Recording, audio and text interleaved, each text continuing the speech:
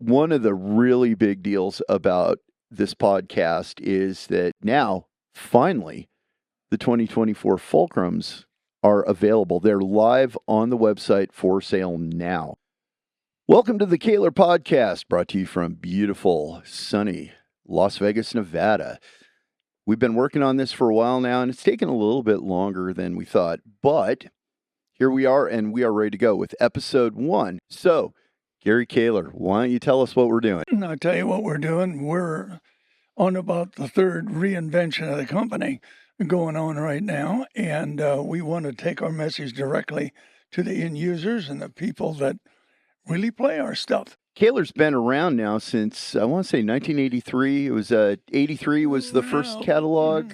82, 83 was the first catalog, but we were making parts since about 76. Ah, the Brass Factory. That's right. In fact, we've got some pretty exciting Brass Factory stuff coming up because you've been shrouded in mystery for so long. Everything's been taken care of by OEMs, and nobody really knows anything about you. Why don't you give us just a little bit of background? Well, a lot of people have written me on this. I've talked to a couple of my good friends. They said I should come forward and tell everybody where the hell I came from. So I'm going to try to do that.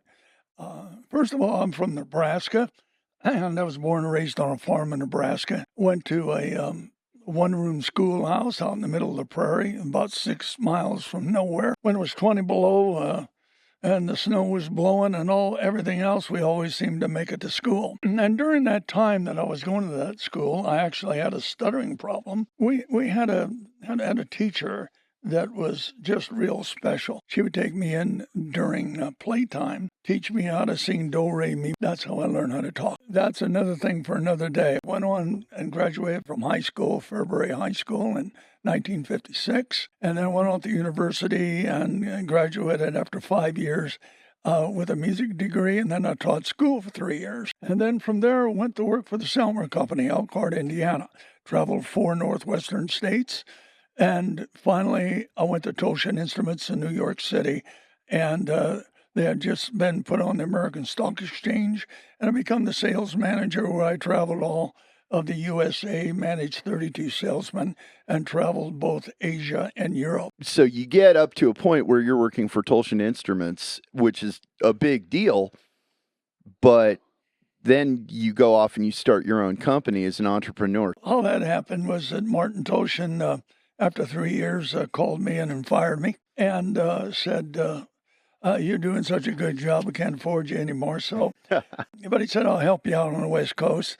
And so moved to the West Coast about the mid-'70s from New York. And about 76, 77 started the Brass Factory. And then our main customer was Fender at that time. From the time I was at the university, I was wondering why there wasn't fine tuning on a guitar. Just made no sense to me. There's fine tuning on every instrument in the orchestra, and here I'm assistant director in a concert, and we're featuring a guitar player, and keeps going to the headstock all the time, and I'm thinking even drums have fine tuning, so it didn't make sense to me. During the time of the Brass Factory, I was working on the same time. But it took a few more years to perfect it and a few more really good people in the company to help. So that you guys can see real quick, I just want to give you just an example of some Brass Factory stuff. Just one bridge, just one. Take a look at that thing right there. That's simply 100% brass and everything fully machined and so forth in Brass Factory. Now I want you guys to notice that those holes do not line up with the saddles, and there's a good reason for that. That's because this is humbucker spacing, way before anybody ever thought about F-spaced or trembuckers. All right, so you moved to Pacific Northwest, which is actually where I'm from. You were on an island, correct? Yeah, Vashon Island. We lived on Vashon Island, and my wife taught school on Vashon Island. That's how we ended up there, and I was traveling all the time, the 4 northwestern states for Selmer. And then after all of that, moving from Toshin, moved to California. Moving to California was interesting because I was selling basically buffet clarinets until I got enough capital to start brass factory, and that's when we did that. Little known fact for people who were from the greater Seattle area, Pugetropolis, as we call it. For a little while, Gary owned American Music. I did American Music right before we moved, and then I moved to California and actually had a manager there at American Music, then went to work for California Music. I eventually bought and owned California Music. Then I decided to go back in the manufacturing business, and I formed a company. After Brass Factory, we went to American Precision Metalworks. And American Precision is the first one to come out with the Kahler bridges, the cam bridge. That became really successful in Chicago at McCormick Place, where we wrote over $3 million worth of business at that show. You're talking about the NAM show. The NAM show. The NAM at show. McCormick Place. Could have been in 83, 82, 83. It's probably 82, 83, I would think, because then in the 83 catalog, you had Kahlers on Gibsons. Man, that must have been just a great thing. Well, the Gibson thing is very, very important. They were the first OEM to buy the pieces, and the deal simply was I would put the Gibson name on the first 500, which I did, and they're all out there in the field. And then after that, that would be the Kahler name. And so those Gibson pieces, there's 500 of them out there, were very unique from about 1982, 83, somewhere in that area. And we just happen to have one right here. And as you can see, sure enough, there's the Gibson logo right there. The fine tuners are a little different. The saddles are way different. The first thing we saw was counterfeiting. And so Asian company was counterfeiting the piece, and immediately we were almost out of business because they were selling them to everybody, that all the franchises that we had given to everyone throughout the United States. So I had more pieces coming back to the company than when we were shipping out, because of just a lot of pissed off retailers. That's the way it was. Almost put us out of business right there within about 6 months. So I had to go to Japan and hire attorneys, et cetera. And I ended up being the first person ever to go to Asia and actually win a lawsuit to have a cease and desist on the counterfeiters, and we accomplished that. My problem was this, is that I had an American factory with American people, and we were doing well. We had American tooling and all the rest of that. But when I went to Japan and actually won that, many Japan OEMs did not like me very much, and so they actually didn't buy my product. But then Floyd Rose came out and just licensed everybody. So that was a double whammy. That was good for Floyd Rose, and they did well, and that was their right. They could go do that. Absolutely. I think it's really important to point out, too, that you will see licensed under Floyd Rose patents on just a ton of stuff, including some Kahler Fulcrums, but you'll never see licensed by Kahler. You've never granted a license ever, have you? No, I have never granted a license. I had no intention to. That was well known because I talked about that in the music rags way back when. I said, I want to employ American people. Maybe that's because I'm from a farm in Nebraska. My good families in Nebraska can identify with that. They know, particularly I have two sisters in Nebraska, and they're wonderful families. And so I'm still a farm boy at heart. The license thing was very successful for Floyd Rose, and it took a lot of business away from the Kahler sales. So this is one of those things where you were just like, I don't really have so much a big objection for any reason other than if I'm going to be successful, I want the people that live around me to get some of that success by working for me and paying them to do this rather than farm it all out. Well, first of all, I know a lot about manufacturing from being on a farm and everything else. We did that from my German grandfather. I learned how to harden materials and run machines and weld by the time I was about 8 or 9 years old, I think. We had a neighbor that had come back from the Second World War, and he had welding experience, taught me how to weld, so I was a welder in the area. But in any case, I wanted to make things, but things change. And so now we're almost up to about 2011. In 2011, I did buy the x-trem and hybrids from Asia. I thought that was the thing to do because that's what all the OEMs wanted. They wouldn't buy the more expensive American-made stuff because it just costs more. What I found that the people we were selling to in Asia were selling about as many out the back door on social media and everywhere else as they were putting on instruments that were coming back to the United States. So I stopped that and I did away with it in 2011. Since then, everything is being made here in the United States. I moved here to Las Vegas for the purpose, absolute purpose, of getting into a business I'd never been in before, and that was having a website and selling directly to the end user. So we went from a few million a year all the way down to less than $200,000 because I said we just couldn't do that. I wasn't going to do that. And now we've been building the company up. And what we want to do is sell directly to the end user. I think the end user and the musician has got to know that real American people are making these things. And I even have plans to move my machine shop here from Fullerton. So, and eventually you're going to be able to see exactly how we make things. Yeah, absolutely. You guys are going to see a lot of footage from the machine shop. You did compromise a design once for over just what, $2 or something like that? There's two ways you make these bridges. Number one, you have to build it to a price point. Like if I have an OEM that wants to spend $500,000 with me and said, this bridge can't cost over X, well, I got to make it at that price. And so there's only once or twice throughout my lifetime have I ever made something that probably could have been made a little better, but you learn from that and you make things a lot better. And I think that that's where the Steeler comes from and where the 2300 comes from. Yes. Because they're the best we can do. It isn't for me to say, it's for the end user to say. That musician that's playing it, can you see the difference? Can you see the difference in the feature and the benefit? And prove it. Because that fit and that form and that function has to work for you. That's why we need to hear from you. We want to hear from you.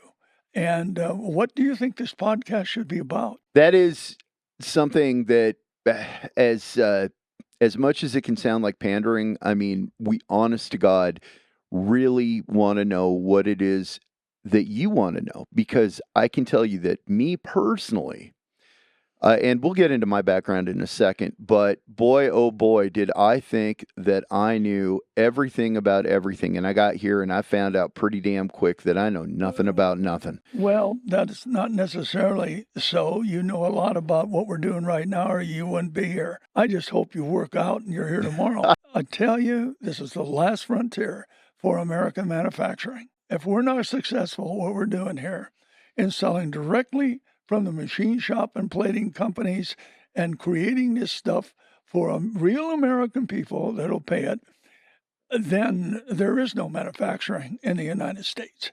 Oh, everybody can say there is by adding offshore parts to bring their costs down, which it's smart to do now because the government says we can do that. So that's just how it is. But if you want real American-made stuff, and you want an input on what we're doing, you can have an input on that. Tell us what you'd like to see better, and we can change it in our shop. We don't have to go all the way overseas to do that. This is something else that I think is really an important thing that a lot of people don't understand, and boy, I mean, I sure didn't. You pulled out just the craziest looking gizmo one time, and you said, you got any idea what this is? And I looked at it and I was like, I don't know what that is at all. And it turns out it was a tool to cut just regular stock into several little pieces. A lot of people think this is done one at a time. I'll interrupt you on that. I'm not responsible for that. I have an absolute genius tool maker, and Mr. Bill Gorian, who's been we've been friends and in business together for 45 years. He's a former military of the Navy. He did a number of work in tool making. He's very, very skilled at that. And if anything, I would have to say that he's one of our secret weapons. And that's where everything starts, in the tools. People can see the machine running and see all the wonderful things. They're going, oh, well, it looks like it's an automatic part. It's not. It's not. It's the tool man and the person that programmed now that electronic digital machine that is responsible, because they got to do it in time. They've got to make so many parts an hour, because that is going to dictate what the list price is eventually going to be.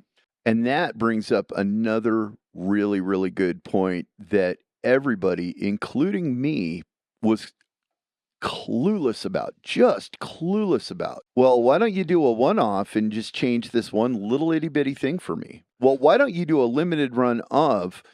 One-offs and limited runs are so expensive. In the manufacturing business, what we do is come up and create an idea. Then that idea, we have to have, from a prototype, we go to prints. Then from prints, we will go back to the machine shop and have the man interpret that. Let's say he will build 2 or 3 more prototypes, see if the prints are correct. Then from there, we go directly into cutting, into the machine centers. But then how do you do all the secondaries? How do you hold the raw material in order to do what you want? What is the process? Who manages it? What kind of plating is going to go onto it? How thick can it be? All the IDs and the ODs that go into it. These are 440 screws. You get too much nickel and it doesn't work. That's for another time. That is. And I just want to add one thing. You were calling Bill a secret weapon. I kind of think that everybody that works with Kahler, because this is an important distinction too, is that Gary hates it when you say I work for. And it's like, no, you work with. There's outstanding people who we'll get into later in our podcast, really outstanding people, and that are in the machine shop. And we're going to cover that at a later time, as we will on the marketing and the design, because as you know, the two very important people here, one is Dave Story, and that's Storey, and Dave Petchalot. Those two people, along with myself, along with other people in the company, all contributed to everything. I'm the coordinator of everything that goes on. Unfortunately, somebody has to pay the bills. Yeah. And so that's like that 3-legged stool I talk about a lot. I have one. That 3-legged stool, one leg of it is administration, finance, and the rest of it. Another leg can be manufacturing, R&D. And the third leg, you better know how to sell your stuff. So that's going to be marketing and sales and the rest of it, because your butt has to sit on top of that stool. And if it doesn't, you're simply going to fall over. Now, I can tell you that I've had a lot of experience in falling over. And yes, as he can tell, those are the other 3 legs of the stool. This one here gets too short, whichever one it is, and that stool no longer is upright, and you're in a lot of trouble. The fact is, you got to keep in balance. You got to keep money available. There's got to be capital in the company. And you spend too much on manufacturing, spend too much on tools, spend too much promoting, even spend too much on artists and all of that. Pretty soon you're out of cash and no bank will finance you and you're bankrupt. I know about that because I've been underwater twice. After losing a major lawsuit for $1,700,000, I went out of business and then had to make golf clubs. The golf clubs, my God, we've got them right over there. Now, these were forged, right? They're all forged clubs because we had the smaller machinery in which to make that. We have a 250, a 350, and a 500-ton press in which this was done, and then all of the other machines of grinding and so forth. We did pretty well until everybody started to go to Taiwan to have the golf clubs made. And although I was located right there in Oceanside, which is right next to Carlsbad. Carlsbad is the main. Yeah, that's where everybody is, right? A whole bunch of them there. Like Callaway and all those? We made clubs for TaylorMade and a few other people as well. But we can get to that at a different time. I tell you what, can you show them the signature putter that you made? Nicholas, and this was a very expensive putter, which they sold. I think came in a fancy wood case. See, I grabbed a Snake Eyes there, too. I'm no golfer. I don't know. We made for Snake Eyes as well, and that was a good company. We were talking earlier about the secret weapons that you've had, the Daves in particular. And, Dave Petchelot, I am very fortunate to have had a couple really long conversations with. He's pretty smart. Dave Story, actually, the reason that I'm here, because when Dave Story passed away, that got me interested in doing a little piece on Kahler, which I did. And that's why Gary brought me here. The reason you're here is because we need to do podcasts and communicate directly to the end user. But a lot of people don't know much about you, so I'll just say you've been 25 years as a deep sea diver, Very true. Down about 250 feet underwater. I think that's absolutely nuts. I'd never do that, but that's what you did, and that's what you see. You see this helmet over here. It weighs about, I don't know, what's it weigh? 40 pounds? It's about 30, somewhere between 32 and 35, I think. You might say, well, what the hell does that have to do with anything? Well, he's not here because he was a deep sea diver. He's here because of the podcast, and I think it will continue because content here is very, very important. You're organizing all of this, all the lighting, the electronics, all of that you represent, you've put together, and unfortunately I had to pay for it. But the fact is, we hope this all works. I brought up the Daves for a reason, because Gary is really good at finding the right people to do the job he needs to do. So when he offered me this spot, I thought about it for a moment, and I was like, well, you know what?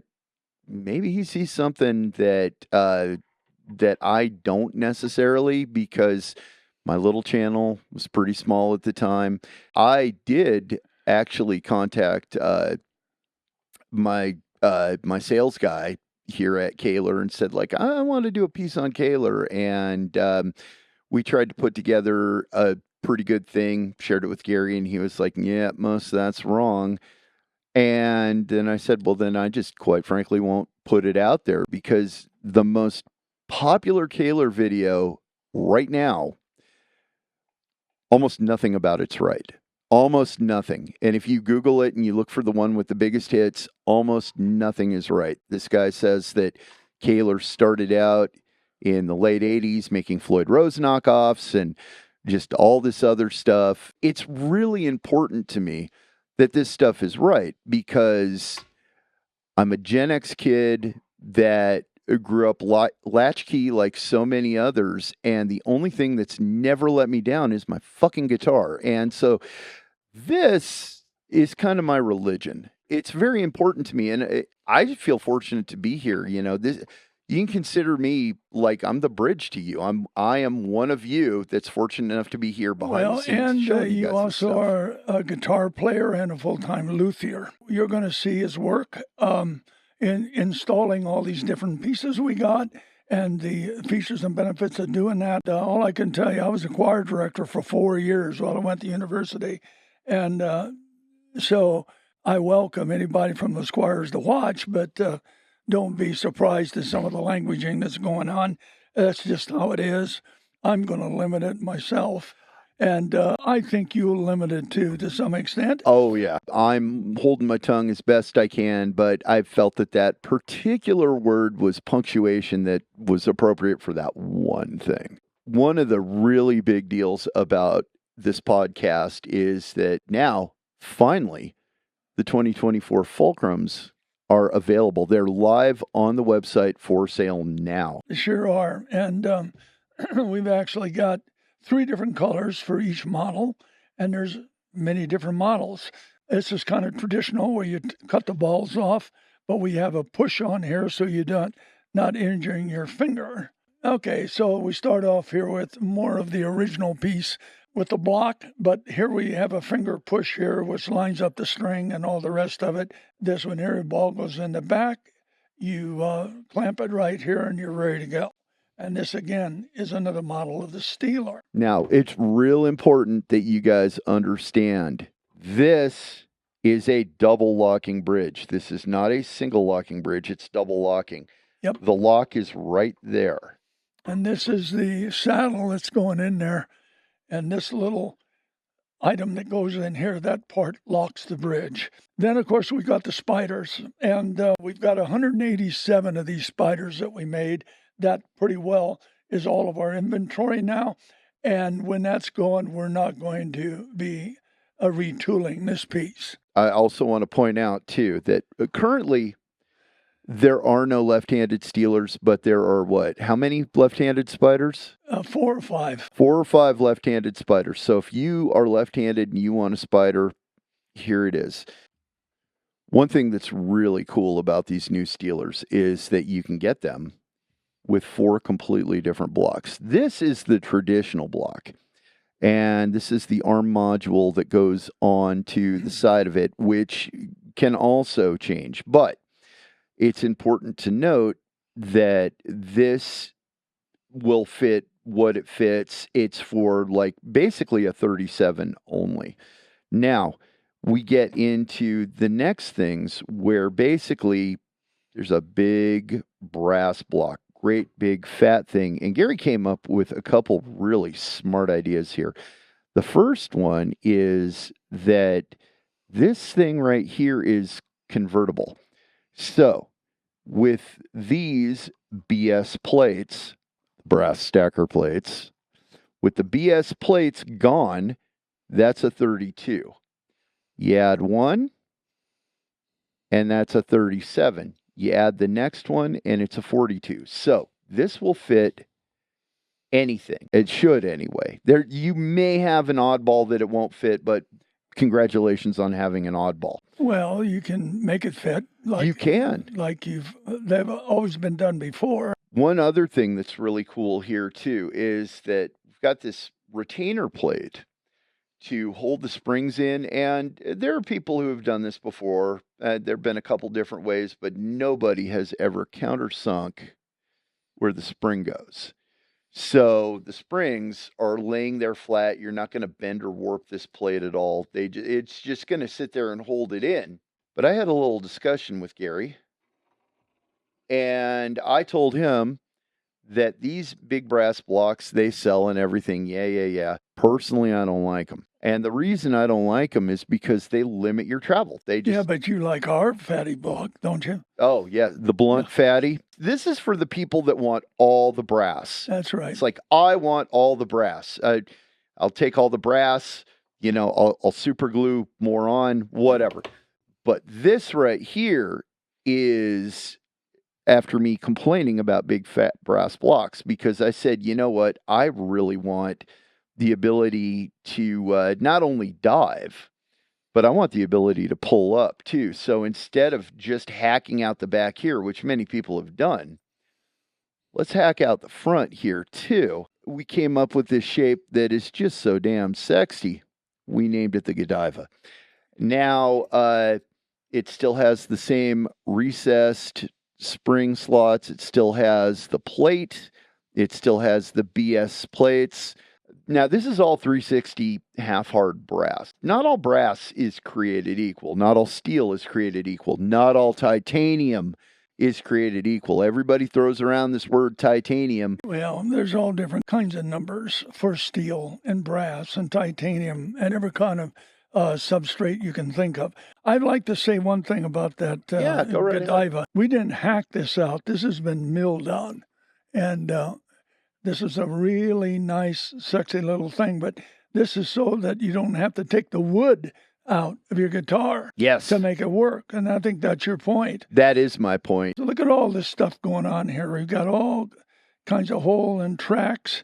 And this has to take a special kind of screw that goes in here so you can have all that. Now, we're coming up with a universal block, but we don't have that done yet, and I don't think we should talk that much about it because it's still in R&D, and frankly, I'm not sure.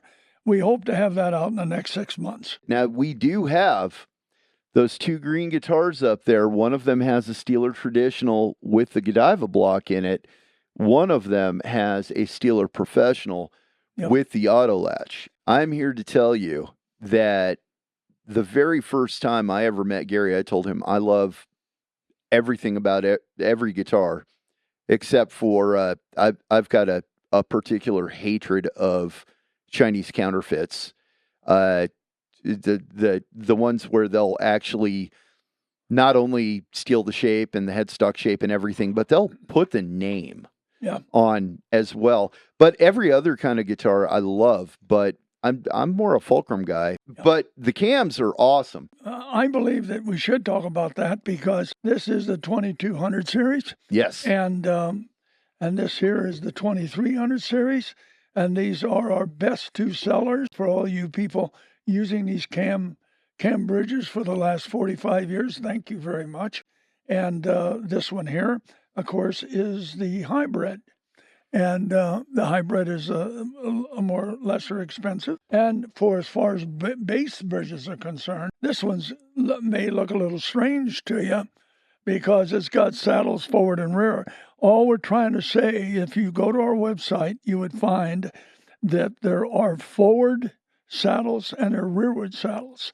They are separate bridges. However, this bridge will go either way. The thing with the bass trem, too, is that forward or rearward, there are some people that might question, well, what's the difference? Well, what's the difference? The difference is if it fits. That's the difference, because some basses, it has to be rearward. Some basses, it has to be forward. Well, let's take the Precision bass, Fender Precision. Right. That's a rearward because it has no room in the back. Also, though, there will be some basses you don't have enough room. That's right. Yep. You got one right over there that's forward facing. You won't have enough room before the pickup, so those measurements have to be made. Another thing about this particular bass bridge, too, is that you can also lock it. It's got a lock to make it fixed. That's right. And it also has a clutch in it, too. The clutch works just like it does on the 2400. And then the other things that we're making, of course, are 7, 8, 9s, and 10s, and these are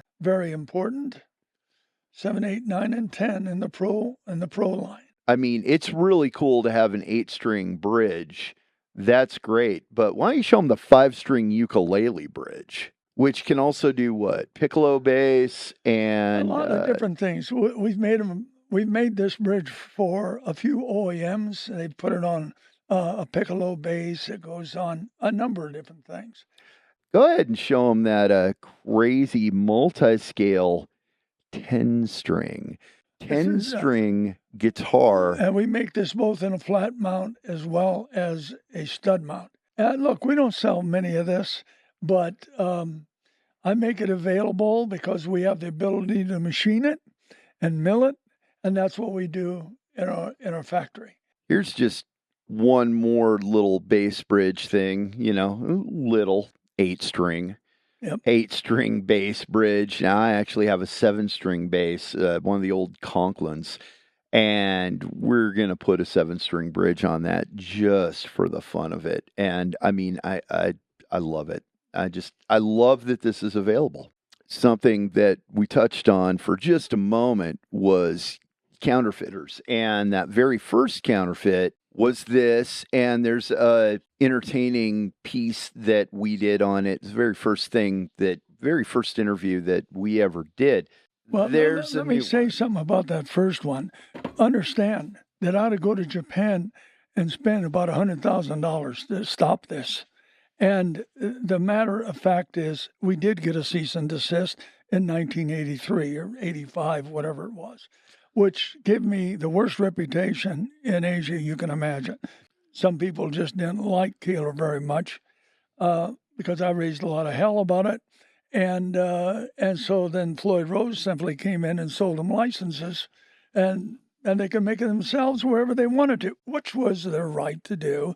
But it was kind of ironic that Yeah. that happened. Well, I think it's even more ironic because there is a story you have, and we're going to leave out all the names to protect the innocent, where you were in a meeting in Japan with a major guitar manufacturer, and they said, "We want to show you something. This is our Kahler. We will pay the that licensing didn't happen fee." once. That happened 3 or 4 times. As a result of those conversations, 3 major companies in Japan just absolutely wouldn't even take my phone calls. Yeah, let's just leave that alone. That's history, but we got a brand new one here. And this trademark is being used by a counterfeiter somewhere. We think it's in Asia. And frankly, it cost me tens of thousands of dollars to find them. And I'm not going to do that anymore for the simple reason it costs too much money. So if anybody knows who this is, let us know. We'd like to contact them, find out what their problem is or why they're doing it. Everything here is metric. Now, here's what's going to happen. End user buys this, and then something goes wrong, and they get a hold of my parts department and say, I need a couple of new forks and rollers and so forth. We send it to them, and believe it or not, it don't fit. Now, they're very pissed off at us because that SAE part doesn't work on a metric part. It is a nightmare. These people that are making this counterfeit have no intention of doing any service. We simply do not carry anything metric except for a part, which and that's a stud. So if you've got like an Epiphone Les Paul, you want to put one of these on or something, we do make a stud for that. Both in a lockdown stud as well as a regular stud. That is an important thing to say too, is that even if you don't want a Kahler 2200, 7200, you can buy these lockdown studs, and they work really, really good to lock your tailpiece. If you're using that tremolo and you're making spaghetti out of the strings, that bridge is going to move on that stud. Anybody's bridge is going to move on that stud. With this lockdown, that bridge cannot move. One thing that is really important to note, whether you've got this counterfeit or one of the other ones, and I've seen some crazy ones. You got some crazy counterfeits in your archives. But something that's really, really important is that if you bought one of these things, whether you bought it on purpose knowing it was a counterfeit or you were duped by some unscrupulous jerk, guess what? Kahler will give you a 20% discount if you surrender your counterfeit and towards the purchase of a new Kahler. We've been doing that for the last year, and we have probably more counterfeits here than most people, and people have taken advantage of it, particularly when they find out our parts don't work on it. And that goes both for what is known as the Takeuchi counterfeit from years ago, as well as the brand new counterfeit. You need to buy from Kahler in order to have service 100%. One thing that I want to bring up that not a lot of people think about is that it's really important that we maintain manufacturing jobs here, because if we don't, then eventually maybe your job's going to get outsourced. Everything is, there's so many jobs going overseas and so forth. Even the major manufacturers here in the United States, although they do make things here in the U.S., but as you well know, those guitars, start about $2,000 and go to 15 grand. Fortunate if they start at $2,000. Yeah. So those folks that start around 2,000 find it necessary to bring in foreign parts because the foreign parts are cheaper, and they can do that. That's the law in the U.S. You can do that. To make 100% U.S. made is quite expensive, and people actually got to be paid. We've also talked here in the company about it's so bad we have so many unemployed people and people out of work and homeless people on the street. And particularly here in Las Vegas, we see that off the strip a lot. And it's kind of sickening because those people could work factory jobs, could have a lot of other kind of jobs. See, when you take away the factory side of it, you take away all the marketing of American stuff. You take away all the tools that have to be made. You take away a whole lot of other sub manufacturers that make that work. I'm sure that if we said that Boeing aircraft was going to make everything in another country, half of Seattle and Federal Way would be down. Good golly, would it ever? Well, that's what we're doing in the music business here, and we've got to stop this because Americans deserve to make a living. They really, really do. I've got employees that have worked for me over 45 years, a couple of over 40 years and 45 years, and just great people. And they got great families, and they have sons and daughters, and now they got grandchildren. They deserve to make a fair living. Yeah, actually, there is something that I want to say, specifically to anybody who's a big fan of Seymour Duncan pickups. We all know who MJ is. Kahler has its own version of MJ. It's this guy named Jaime who's been with you for what, 40, how many years? Well, if we mention Jaime, he's been here for 45 years, and he knows more about assembly of all this than I do. I mean, he really has it down. But then we have Gabriel in the machine shop, and a whole lot of Michael and a lot of other people who are very valuable to this company. And then we've got Harley. Oh, yeah, Harley is takes care of the computers and the rest of it. They're doing very well. They're classy people. We're trying to put as many Americans to work as we possibly can. This is all customer driven. There's nothing subsidizing this. This is all customer driven. It's all end user driven. Everything coming off our website from the end users and the luthiers that are buying from us, and a few OEMs. And we appreciate that as well. What we're going to do now is wrap it up. But when we wrap it up, we're going to remind you that if you have a comment, please, comments, questions, what we'll do is the very next podcast, we will answer as many of those as we possibly can. Yep. And I want to leave you with the whole idea behind this podcast is that we want to tell you what you want to hear. So based off of that will point next week's podcast in the direction that it goes in. And I want to just give you a couple things to maybe see where we want to go. So there are a couple topics. Do you guys want to know about when Kahler went out of business and had to do golf clubs? Do you want to know about the brass factory, the pre-Kahler stuff? Do you want to know about the fixed bridges? Do you want to know the story of how Gary Kahler met Dave Story?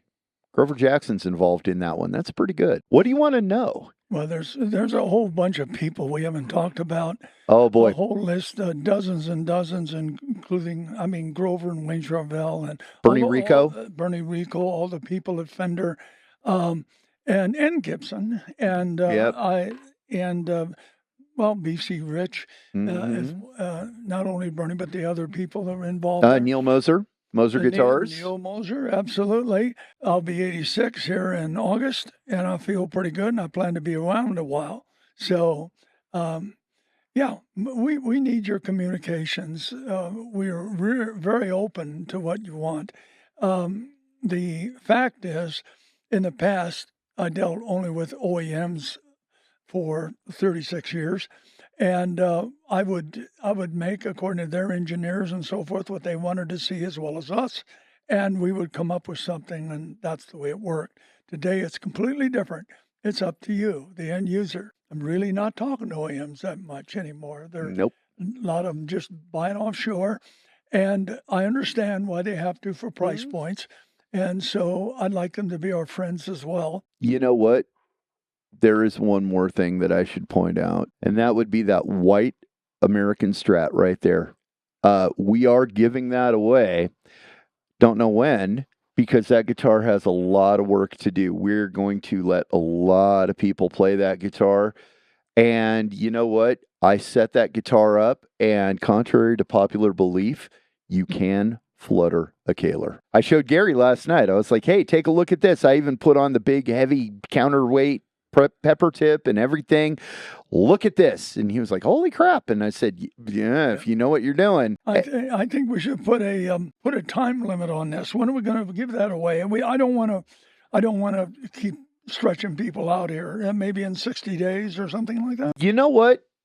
How about this? Let's do a special thing where we ask people what they think the criteria should be to give that away to. Should we give it away to somebody who's up and coming? Should we give it away to somebody who has just like maybe lost their home in a fire? Should we have people nominate people? In fact, I like that. Whoever we give this away to, it's going to be somebody that you nominate. This is going to be highly edited. So I would just like to say that these first podcasts have got to be edited, mainly because I've never done this before. I hope to hell I'm doing the right thing.